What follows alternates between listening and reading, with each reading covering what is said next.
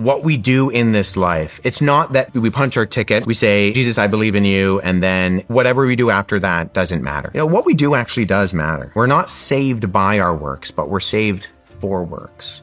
And those works can actually be an example and an outworking. What do you mean by that? What does that mean? Yeah, so in the book of Ephesians, Paul writes, and he says in chapter 2, "And you were dead in your transgressions and sins, in which you formerly walked according to the course of this world, also formerly conducted ourselves in the lusts of our flesh, doing the desires of our flesh. But God, being rich in mercy, because of his great love, which he loves us, even when we were dead in our transgressions, made us alive together with Christ. By grace you have been saved and raised up. He has seated us with him in the heavenly places in Christ. For by grace you have been saved through faith, and this is not of yourselves, it is the gift of God, not of works, so that no one may boast. For we are his workmanship, created in Christ Jesus for good works, which God prepared beforehand, so that we would walk in them."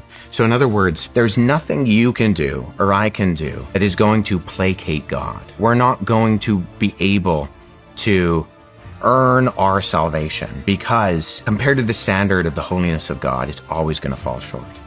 We're broken, whether we realize it or not. And we're often, I sometimes say, worried about the evil out there when there's a lot of evil in here. What God has done on our behalf is through Christ Jesus. He has saved us, like Paul says, that we are saved by faith in grace, and it's not works. So in one sense, the law is like a mirror. When we see God's law and his holiness displayed in his character that calls us to righteousness, that calls us to do good things, that's like a mirror showing us how dirty we are. But we make a mistake when we think that we need to grab the mirror and wash ourselves with it. Right? That's not going to clean us.